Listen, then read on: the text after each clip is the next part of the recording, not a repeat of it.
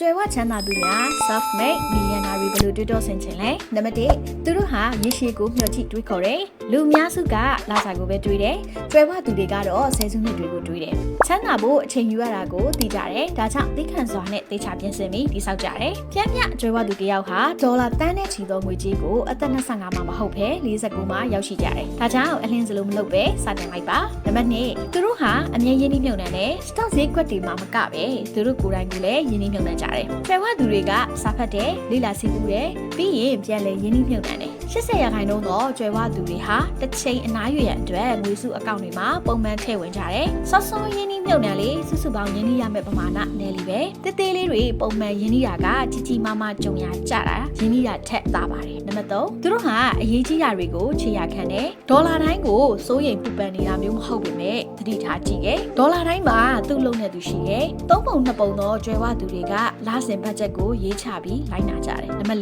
4သူတို့ဝင်ငွေထက်နည်းနေလေရဲ့တကယ်ကျွဲဝသူတွေကချမ်းချမ်းသာသာမဟုတ်ကြဘူးသူတို့ကကျွေးမိကိုရှောင်တယ်တမန်ကားတွေကိုမောင်းတယ်ဟိတ်ဟန်ပြမှုတွေကိုရှောင်တယ်90%ကျော်ကအသုံးပြုပြီးသားရှင်တွေကိုမောင်းကြတယ်အများစုကကားအတွက်ဒေါ်လာ4000ထပ်ပိုပြီးဘယ်တော့မှမသုံးကြဘူးချမ်းသာဖို့ကရည်မှန်းချက်ချမ်းသာဟန်မဆောင်တတ်ကြပါဘူးနံပါတ်5သူတို့ဟာမသက်မသာဖြစ်နေတဲ့အခြေအနေမှာရပ်တည်တယ်ကျွဲဝသူတွေကတက်တောင်တက်တာကိုလိုက်ပြီးရွေးချယ်ကြပါဘူးဒိုပမင်ထွက်တာထက်စီကံကိုရွေးချယ်တယ်ဇလန်းတွဲကြည့်တာထက်စာဖတ်တယ်စင်ကြေးပေးတာထက်အကောင့်ထဲပေါ်တယ်